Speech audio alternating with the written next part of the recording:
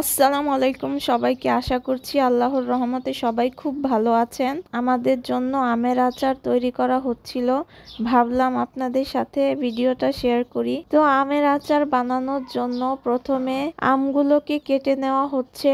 আমগুলোকে কাটার পর এগুলোকে ভালোভাবে ধুয়ে আমের প্রত্যেকটা পিসগুলোকে মুছে নিবে।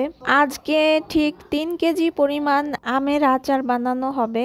দেখতেই পাচ্ছেন আমগুলোকে কেটে পিস পিস করে নেওয়া হয়েছে। আর এদিকে চুলাতে 3 কেজি পরিমাণ আচারের জন্য 1 প্যাকেট 5 ফোড়ন আর 10-15টা শুকনা মরিচ ভেজে রেখে দিয়েছে ঠান্ডা হওয়ার জন্য। মশলাগুলো যখন ঠান্ডা হয়ে যাবে তখন আমি এগুলোকে ব্লেন্ডারে গুঁড়ো করে নিব। মশলাগুলো ঠান্ডা হয়ে গেছে, এখন আমি এগুলোকে ব্লেন্ডারে গুঁড়ো করে নিব।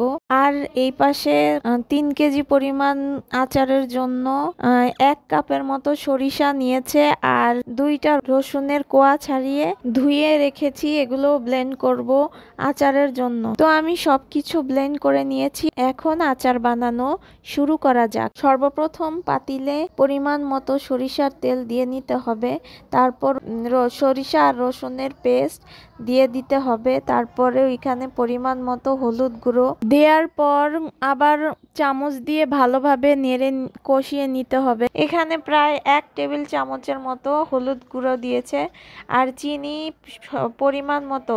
আপনারা যদি মিষ্টি আচার খান তাহলে চিনির পরিমাণটা বাড়িয়ে দিবেন। আমরা এখানে টক মিষ্টি আচার বানাবো, সেজন্য চিনির পরিমাণ আমাদের পরিমাণ মতো দিয়েছি। চিনি দেওয়ার পর এখানে একটুখানি পানি দিয়ে দিয়েছে। চামচ দিয়ে নেড়ে চিনিটাকে মশলার সাথে ভালোভাবে মিশিয়ে নিচ্ছে। এখানে পরিমাণ মতো লবণ দিয়ে দিয়েছে। লবণ দেওয়ার পর চিনি দেওয়ার পর এগুলোকে ভালোভাবে আবারও কষাচ্ছে। চামচ দিয়ে ভালোভাবে নেড়ে নেড়ে নিতে হবে। হলুদের পরিমাণ একটু কম হওয়াতে এখানে আবারও হলুদ গুঁড়ো দিয়ে দেওয়া হয়েছে। এখন এখানে আমগুলো দিয়ে দিচ্ছে। আমি আবারও বলছি, এখানে 3 কেজি পরিমাণ আমের আচার বানানো হচ্ছে।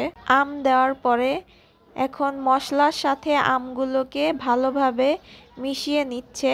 আমগুলোকে ভালোভাবে প্রত্যেকটা আমের কোয়ায় যেন মশলাটা লেগে যায় সেভাবে ভালোভাবে মিশিয়ে নেওয়া হচ্ছে।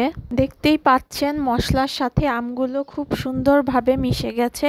এখন এই আমের মধ্যে 10-15টা কাঁচামরিচ ধুয়ে দিয়ে দিয়েছে। কাঁচামরিচগুলোকে ভালোভাবে চামচ দিয়ে নেড়ে নেড়ে আমের আচারের সাথে মিশিয়ে নিচ্ছে। এভাবে 10-15 মিনিট সময় ধরে ভালোভাবে কষানোর পর এখানে 1.5 কেজি পরিমাণ খাঁটি সরিষার তেল দিয়ে দিচ্ছে। তেল ঠিক মতো না দিলে আচার নষ্ট হয়ে যাওয়ার সম্ভাবনা থাকে। তেল ভালোভাবে দেওয়ার পর আবারও আমগুলোকে তেলের সাথে আবারও নেড়ে নেওয়া হচ্ছে। আমগুলোকে তেলের সাথে ভালোভাবে মিশিয়ে নেওয়ার পর ব্লেন্ডারে গুঁড়ো করে রাখা 5 ফোড়ন আর শুকনো মরিচের গুঁড়াগুলো আমের আচারের উপরে ছড়িয়ে দিল। এখন এগুলোকে আবারও ভালোভাবে নেড়ে মিশিয়ে নিচ্ছে। আমের আচারের মধ্যে 1 চামচ পরিমাণ ভিনেগারও দিয়ে দিয়েছিল, ভিডিওটি স্কিপ হয়ে গেছে। এখন শুধু নাড়তে থাকতে হবে, আর কিছুই দেয়া লাগবে না। অনেকক্ষণ নেড়ে নেড়ে নিতে হবে আর চুলার জাল কমিয়ে দিতে হবে। বেশ কিছুক্ষণ জাল দেওয়ার পর আমের আচার তৈরি হয়ে যাবে। আশা করছি ভিডিওটি আপনাদের কাছে খুব ভালো লেগেছে। ভিডিওটি ভালো লাগলে লাইক, কমেন্ট, শেয়ার করতে ভুলবেন না। আসসালামু আলাইকুম। সবাই খুব ভালো থাকবেন।